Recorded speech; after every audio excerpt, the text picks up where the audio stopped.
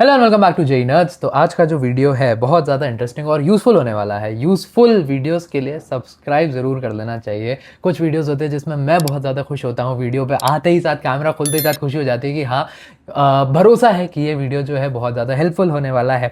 अपने टाइम पे जब मैं जेई प्रिपरेशन कर रहा था तो मुझे ना अनसर्टेनिटी से बहुत डर लगता था। मुझे प्लानिंग करने में मज़ा भी आता था और डर भी लगता था आगे कि यार कब होगा क्या होगा। तो मुझे लगता था कि यार अगर एक सर्टेनिटी होगी ना कि इस टाइम तक ये, इस टाइम तक ये, इस टाइम तक ये, ऐसे ऐसे ऐसे करना है, अभी टेस्ट, अभी मॉक, अभी रिवीजन, अभी बैकलॉग, कब तक बैकलॉग खत्म, कब तक टेस्ट शुरू, ये सारी चीज़ें मुझे लगता था अगर कोई बता दे, अगर कोई मेरे लिए कर दे तो मैं थोड़ा सा ठीक हो जाऊंगा, थोड़ा सांस ले पाऊंगा, थोड़ा काम हो जाऊंगा। उस समय मेरे लिए किसी ने नहीं किया, बट अब मेरी जिम्मेदारी बनती है कि मैं तुम लोगों के लिए कर सकूं। तो मैं लेकर आ गया हूं तुम लोगों के लिए month by month planner for JEE 2027 July to December. इस वीडियो का एसेंशियली पॉइंट क्या है, इसमें मैं ब्रेक डाउन कर रहा हूँ कि तुम्हारे आने वाले महीने कैसे दिखेंगे, कौन से महीनों तक जो है तुम्हें अपना बैकलॉग वगैरह में निपटाना है, कब से कब तक तुम्हें टेस्ट देने हैं, कहाँ से कहाँ तक जो है तुम्हारा रिवीजन चल रहा होगा, कब तुम्हारी कोचिंग में सिलेबस जो है एंड हो जाना चाहिए, सारी चीज़ें।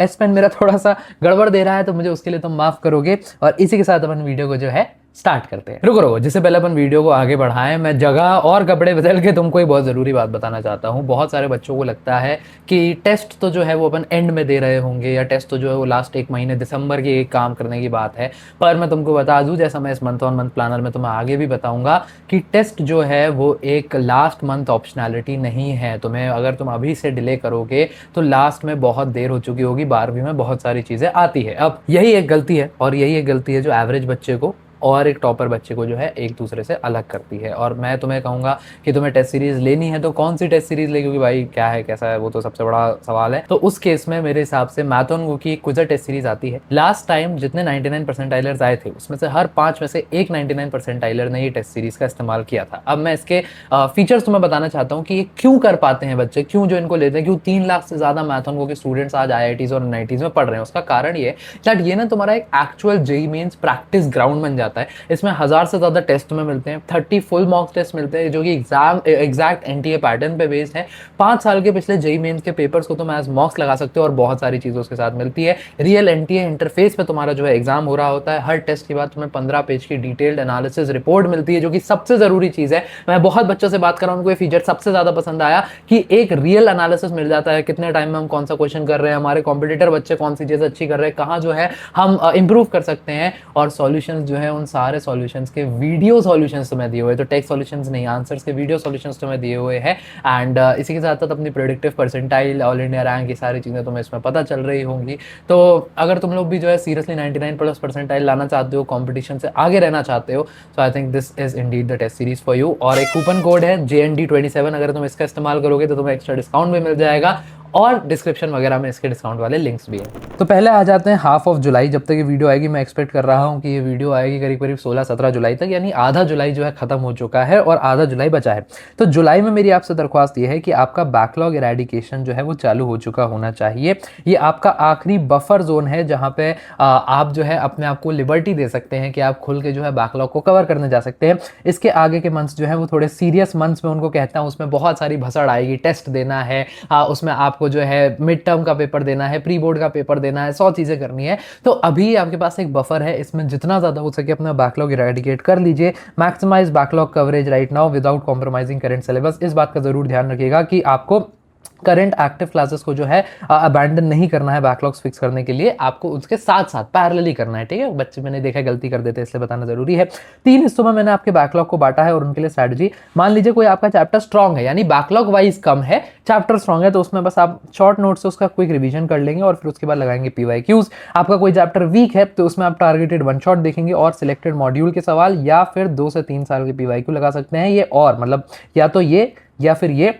और अगर कोई बैकलॉग चैप्टर जो है कंप्लीटली अनटच्ड है तो उसमें आप वन शॉट भी देख सकते हो और कंप्लीट लेक्चर भी देख सकते हो। ये डिपेंड करेगा कि वो चैप्टर कौन सा है। इसके लिए मैंने पूरी लिस्ट बना के दी है, वीडियो बना के दी है, कुछ दिन पहले उसको चेक कर लेना। और उसके बाद जो है उसकी आपको प्रॉपर जो है सॉल्विंग भी करनी है। सॉल्विंग प्रॉपर यानी कि 5 साल के मिनिमम जेईई मेंस के PYQ और 15 साल के जेईई एडवांस के PYQs आपको उस पर्टिकुलर टॉपिक के लिए जो है लगाने होंगे, ठीक है। तो ये आप जुलाई में बचे हुए जुलाई में कर रहे होगे और साथ साथ आपका 12वीं का सिलेबस भी चलता रहेगा, ठीक है। जुलाई से अब आ जाते हैं अपन अगस्त पे।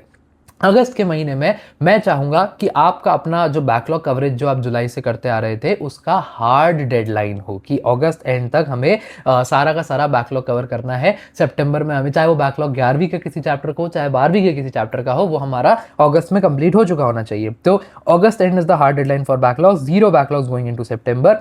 आप कोशिश करिएगा, मैं आपको ये भी चाहूंगा कि आपका रिवीजन जो है, रिवीजन यानी कि 11th का रिवीजन, आपने 12वीं में जो है आप 12वीं ढंग से कर रहे हैं, बट 11वीं का रिवीजन आप भूल रहे होंगे ना, चैप्टर धीमे धीमे भूल जाएंगे, तो उसका रिवीजन करना जरूरी है।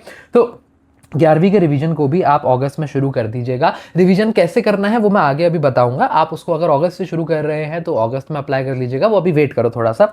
अभी सिर्फ स्टार्ट करना है रिवीजन, इस बात का भी ध्यान रखना। अक्टूबर एंड तक अपना रिवीजन पैरेलली चलेगा, तो अगस्त सितंबर अक्टूबर अपन रिवीजन कर रहे होंगे, ठीक है। Small bits every single day. और लास्ट में बच्चा ये बहुत बड़ी गड़बड़ करता है, वो सोचता है कि नवंबर में बैठ के मैं रिवीजन कर लूंगा, वो सबसे बड़ी गलती है, ऐसा नहीं हो रहा होता है, बहुत लोड आ जाता है। अभी से रिवीजन पैरेलली शुरू कर दो, ठीक है।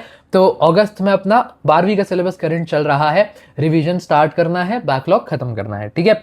अब आ जाते हैं अपन सितंबर के महीने में। सितंबर के महीने में हालांकि स्लाइड पे टेक्स्ट सबसे ज्यादा दिख रहा है, बट सितंबर का महीना आपका जेई वाइज सबसे लाइट रहेगा। ऐसा इसलिए क्योंकि आपके स्कूल के मिड टर्म के पेपर हो रहे होंगे, और मैं मानूंगा कि आप उसको 10 से 15 दिन का टाइम जो है दे, यानी कि आपका 1/3 या 1/2 सितंबर जो है आपके स्कूल के मिड टर्म्स में जाएगा, and that's completely all right. उसमें भी 12वीं का रिवीजन ही हो रहा है ना यार, तुम्हारा 12वीं का जो सब पढ़ोगे तो वहां पर्पस सॉल्व हो रहा है, तो वो करो, उसको टाइम दो।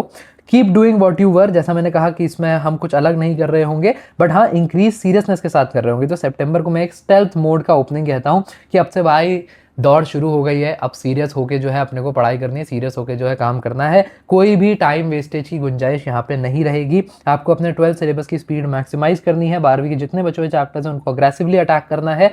और अब आपके मन में सितंबर के करीब एक डेडलाइन जो है सेट हो जानी चाहिए कि नवंबर 15 तक जो है अपने को सिलेबस खत्म करना है, ठीक है। 11वीं का रिवीजन आपका चल रहा है, इसको अपन नवंबर फर्स्ट वीक तक जो है खत्म करने का ट्राई करेंगे।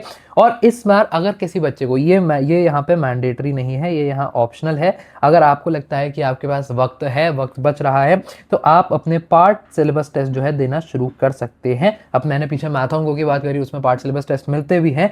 पूरे मॉक अभी नहीं देने क्योंकि आपका सिलेबस जो है कंप्लीट नहीं हुआ है, बट हाँ आप टेस्ट की सिटिंग वगैरह लगाना शुरू कर सकते हैं, मिस्टेक्स को एनालाइज करना स्टार्ट कर सकते हैं। डिपेंड करेगा कि आपकी पढ़ाई कैसी चल रही है। अगर किसी का बैकलॉग ही कवर नहीं हुआ अगस्त तक, जो कि कर लेना चाहिए था, तो वो पार्ट टेस्ट नहीं देगा। किसी का रिवीजन बहुत फ्लो में चल रहा है, वो उसको डिस्टर्ब नहीं करना चाहता, तो वो पार्ट टेस्ट ना दे, फिर वो अक्टूबर से शुरू करे, ठीक है। ये हो गया सितंबर मेजर जो है अपना इस लास्ट लाइन में जा रहा होगा, दैट इज स्कूल के मिड टर्म एग्जाम्स। अब आ जाते हैं अपन अक्टूबर पे।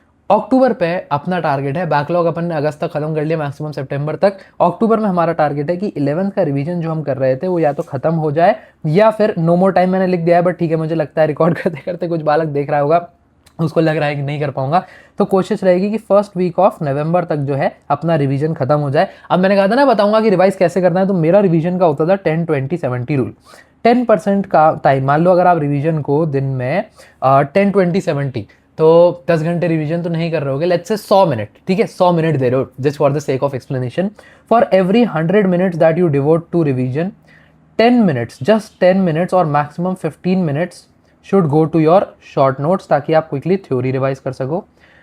20 minutes should go to solve examples या शॉर्ट नोट्स या इलस्ट्रेशंस या सॉल्व एग्जाम्पल्स, जो पहले के सवाल आपने करके रखे हुए होंगे, ताकि आपको एक फील आ जाए। And rest 70 minute should go into problem solving. तो बात का सार ये कि revision should be done majorly via problem solving. समझ आई बात? बच्चे थ्योरी रिवाइज करके छोड़ देते हैं, which is the most stupid thing that you will do. वो मत करना। रिवीजन सारा प्रैक्टिस के थ्रू हो रहा होता है, चाहे आप अगस्त में रिवीजन कर रहे हो, चाहे आप सितंबर में रिवीजन कर रहे हो, चाहे आप अक्टूबर में रिवीजन कर रहे हो, स्ट्रैटेजी यही रहेगी रिवीजन की। अब कोई सोचेगा कि भैया हमें तो रिवीजन में वन शॉट देखना है, तो बाबू रिवीजन नहीं है, वो बैकलॉग है, उसको बैकलॉग में कवर करो और वो वन शॉट देख कर रिवीजन पे आओ, ठीक है। इसके साथ साथ अक्टूबर में एक चीज़ का और ध्यान रखना है कि अब आपको अपनी कोचिंग को मना करना है कि वो आपका रूटीन डिक्टेट कर पाए। अब आपको स्टीयरिंग व्हील अपने हाथ में लेना है।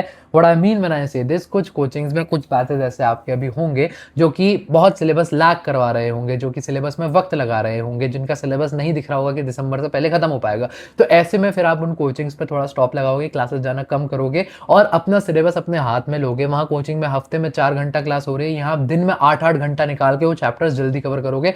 फ्री रिसोर्सेज बहुत अवेलेबल है अक्रॉस यूट्यूब, अक्रॉस एडटेक, तो वो आपको इशू नहीं होना चाहिए। अगर लगता है कि भैया उसके लिए भी फ्री रिसोर्स बता दो कि मैं कोचिंग छोड़कर आता रहा हूँ बट वो चैप्टर कवर कहाँ से करूँ, तो वो भी मैं आपको बता दूंगा। बट अक्टूबर के बाद स्टीयरिंग व्हील आपको अपने हाथ में ले लेना है।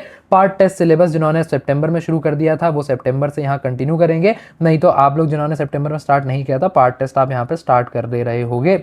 आपको अपने वीक एरियाज को ट्रैक करना है, गैप्स फिक्स करने हैं और प्रैक्टिस पे रिटर्न करना है, प्रैक्टिस चलते रहना है, ठीक है। ये आ गया अक्टूबर। नवंबर पे आ जाते हैं। नवंबर मुझे लगता है सबसे जरूरी महीना रहेगा द पिवट। अब आप पिवट का मतलब पता है क्या होता है? शिफ्ट कर जाना। तो अब आप जो है पढ़ाई से पिवट करोगे कंप्लीटली जेई मेंस की पढ़ाई पे। नवंबर के फर्स्ट हाफ को मैं कहता हूँ फाइनल क्लीनअप। यहाँ पे आप अपना जो भी बैकलॉग बचा है, जो भी रिवीजन बचा है, ये सारा नवंबर 14 तक खत्म कर रहे होगे। आप अपने 12th के सिलेबस को कंप्लीटली रैपअप करोगे और अपने 11वीं के रिवीजन को कंप्लीटली फाइनलाइज करोगे। ये आपकी रहेगी पहले हाफ ऑफ नवंबर की बात। वैसे तो टेक्निकली बच्चे सोचेंगे कि भैया अभी तो आपने अक्टूबर तक की दी थी डेडलाइन, अगस्त तक की दी थी, लेकिन मुझे पता है ना कुछ ढलक के बच्चे होते हैं जो अभी भी लगे रहेंगे, तो उनके लिए ये फाइनल डेडलाइन है। 15 नवंबर के बाद से आप शिफ्ट करोगे सिर्फ जेई मेंस। यहाँ से अब आपका टारगेट रहेगा जनवरी अटेम्प्ट, कंप्लीटली जनवरी अटेम्प्ट आपका टारगेट और फोकस रहेगा। 15 नवंबर के बाद आपके फुल सिलेबस मॉक टेस्ट चालू हो जाएंगे, जैसा अपन ने मैथन को में डिस्कस किया था। पीवाईक्यूज अब आपका प्राइमरी ब्रेड एंड बटर बन जाएगा। सबको कोशिश करनी है कि 4 से 5 साल के पीवाईक्यूज जो है आप लगाएं। अगर आप स्ट्रगल कर रहे हैं, ये वाली डेडलाइन आपने बहुत मुश्किल से मीट करी है, तो भी 2 से 3 साल के पीवाईक्यूज जो हैं वो आपको लगाने हैं, ठीक है। ऐसा आपका नवंबर दिख रहा होगा। नवंबर 15 तक सिलेबस समाप्त, उसके बाद से पीवाईक्यूज, फुल सिलेबस मॉक, ये सारी चीज़ें शुरू हो जाएंगी। लास्ट जो है December, the final lockdown. Lockdown से तो कुछ और ही याद आ गया।